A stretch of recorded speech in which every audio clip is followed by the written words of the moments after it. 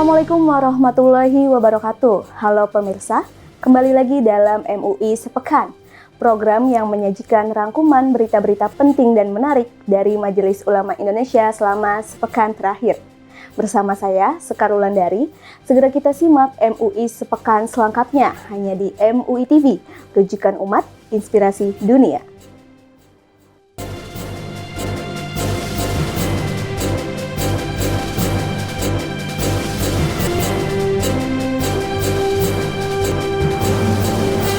Kita masuk berita pertama, pemirsa. Majelis Ulama Indonesia bersama Badan Penyelenggara Haji menggelar konsinyering sebagai upaya strategis dalam memberikan masukan yang konstruktif terhadap penyusunan Undang-Undang Haji yang berpihak pada kepentingan jamaah. Konsinyering ini membahas berbagai isu penting seperti tata kelola keuangan haji, pelayanan jamaah, dan memastikan pelaksanaan ibadah haji berjalan sesuai dengan prinsip syariah dan berkeadilan. Kami tadi diundang untuk menghadiri konsinyering MUI yang berkaitan dengan revisi Undang-Undang Haji, Undang-Undang Nomor 8 Tahun 2019. Banyak hal yang kita sampaikan ke beliau-beliau di MUI dan alhamdulillah ada banyak kesepakatan dan kesamaan pandangan. Mudah-mudahan menjadi bagian dari untuk upaya perbaikan pelayanan haji di masa depan. Harapan kami tentu kami ini sebagai penyelenggara haji tentu kemarin tadi dibicarakan juga tentang situasi rencana kedudukan kelembagaan kami, ada beberapa usulan bentuk-bentuknya, tapi nanti mungkin biar disampaikan oleh Prof. Niam. Tapi kita berharap bahwa kita akan berbicara dan melakukan sesuatu hal yang berkaitan dengan pelaksanaan haji.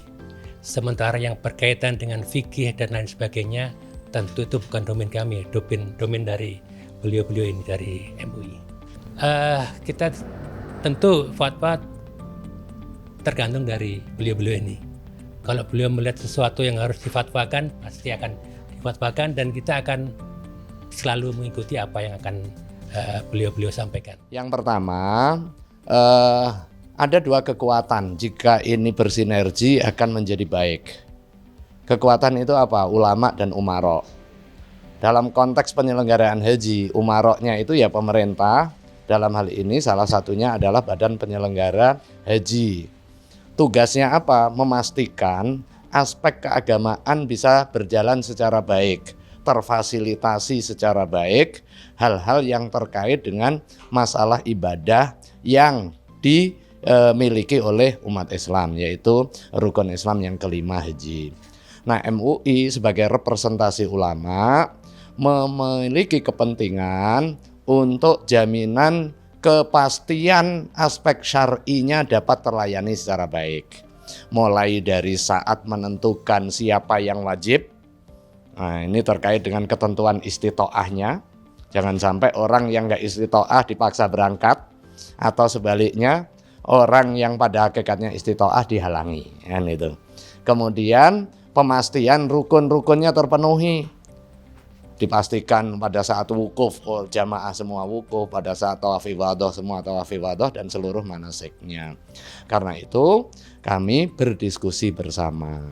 Pada aspek teknisnya menjadi kewenangan BP Haji, pada aspek keagamaannya kami memberikan sumbangsih agar aspek keagamaan ini terjamin dilaksanakan secara baik di dalam penyelenggaraan ibadah haji.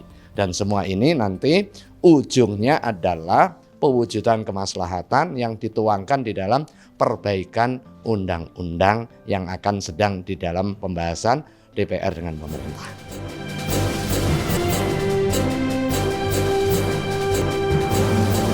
Kita masuk berita selanjutnya, pemirsa. Ketua Majelis Ulama Indonesia bidang dakwah dan ukhuwah, Kiai Haji Khalil Nafis PhD menyayangkan terjadinya perusakan rumah ibadah di Sukabumi, Jawa Barat yang dinilai dapat mencederai semangat toleransi dan kerukunan antar umat beragama. Kiai Khalil Nafis juga menegaskan pentingnya semua pihak untuk menjaga suasana damai dan masyarakat untuk tidak mudah terprovokasi oleh isu yang dapat memecah belah persatuan bangsa. Berikut liputannya. Pertama, tindakan anarkis, mengambil tindakan hukum sendiri, kami menolaknya dan tidak baik Kami berharap masyarakat jangan sampai melakukan penegakan hukum sendiri. Kami berharap semuanya kembalikan kepada hukum. Mohon dipermudah untuk mendirikan rumah ibadah masing-masing dan bisa beribadah dengan sebaik-baiknya. Jangan menyalahgunakan tempat dan mari jaga di antara kita kerukunan antar beragama dan saling menghargai terhadap akidah dan keyakinan kita masing-masing.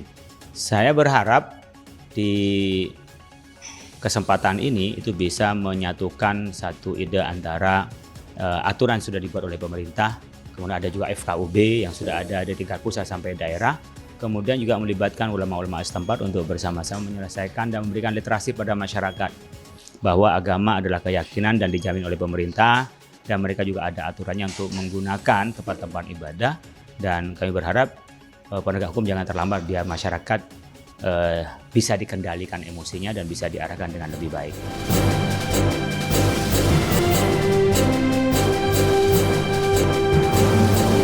Lembaga dakwah khusus Majelis Ulama Indonesia menyoroti fenomena dakwah para mu'alaf di media sosial yang kian marak.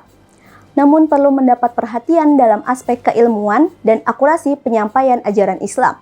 Dalam acara Fokus Group Discussion, LDK MUI menegaskan pentingnya pembinaan dan pendampingan terhadap para mu'alaf agar konten dakwah yang disampaikan tidak menyesatkan umat, serta tetap sejalan dengan prinsip dakwah yang rahmatan lil alamin dan sesuai dengan nilai-nilai Islam wasatiyah. Nah, berkaitan dengan problematika dakwah para mu'alaf, terutama di media sosial, karena sekarang ini sudah banyak mu'alaf-mu'alaf yang menjadi juru dakwah.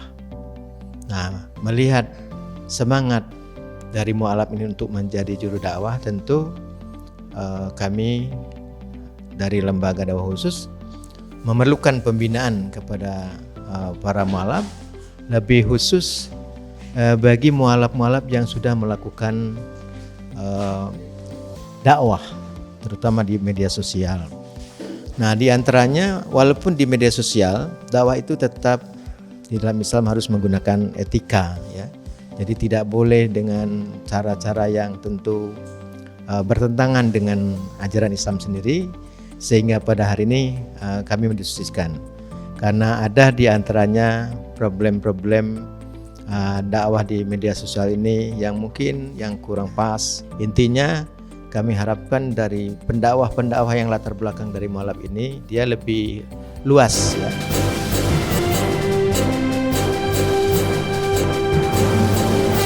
Kita masuk ke berita selanjutnya, pemirsa.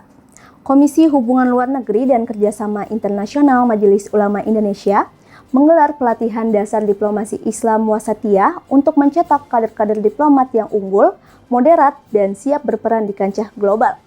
Dalam pelatihan dasar diplomasi ini menekankan pentingnya kemampuan komunikasi, pemahaman geopolitik, serta pendekatan dakwah wasatiyah sebagai pondasi dalam membangun citra positif Islam di tingkat nasional maupun internasional. Majelis Ulama Indonesia melalui bidang hubungan luar negeri dan kerjasama internasional menyelenggarakan pelatihan dengan tujuan untuk memperkuat, ya, diplomasi baik di kalangan calon-calon diplomat maupun rakyat Indonesia secara keseluruhan. Kenapa? Karena diplomasi itu adalah seni untuk melakukan negosiasi dalam rangka melakukan upaya-upaya perdamaian sehingga terhindar dari konflik. Diplomasi untuk apa? Untuk berdamai. Kenapa? Karena kalau terus-menerus terjadi perang, itu akan merugikan baik negara sendiri maupun negara lain, bahkan bisa ngerembet ke perang dunia ketiga dan seterusnya. Adapun peperangan itu jalan akhir untuk mempertahankan harkat dan martabat kemanusiaan. Ya, hari ini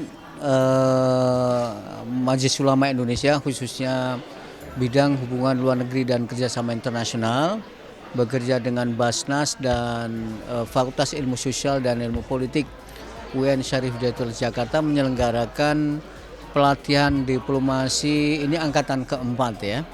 Ya, tema besarnya latihan diplomasi wasatiyatul Islam untuk Palestina. Kalau kita lihat pesertanya cukup beragam, ya. ada mahasiswa, ada aktivis organisasi, kemudian ada akademisi, lalu ada lembaga kemanusiaan dan bela Palestina. Majelis Ulama Indonesia itu memiliki concern dalam kaitannya dengan soal diplomasi.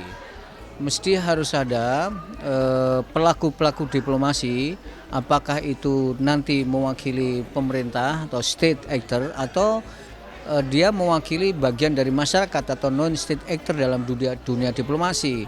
Ada kader-kader muda, muslimah yang sudah menyiapkan diri dengan bekal pelatihan ini nantinya bisa memainkan peran-peran diplomatik ya.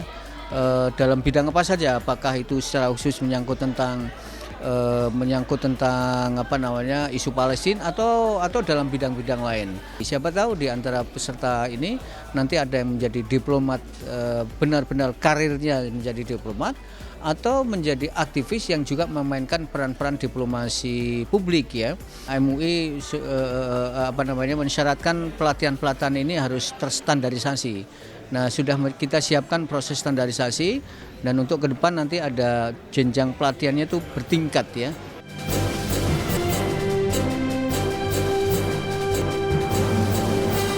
Majelis Ulama Indonesia memberikan penjelasan terkait suntik botoks untuk kecantikan dan perawatan. MUI juga menegaskan bahwa penggunaan botoks diperbolehkan selama bahan yang digunakan halal dan tidak membahayakan kesehatan. Lalu bagaimana penjelasan MUI terkait suntik botoks untuk kecantikan dan perawatan tersebut? Dan informasi ini sekaligus mengakhiri jumpa kita dalam MUI Sepekan pada episode kali ini. Akhir kata, saya Sekar Wulandari mewakili seluruh kru yang bertugas mohon undur diri. Terima kasih atas perhatian Anda. Tetap saksikan MUI Sepekan hanya di MUI TV, rujukan umat, inspirasi dunia. Wassalamualaikum warahmatullahi wabarakatuh.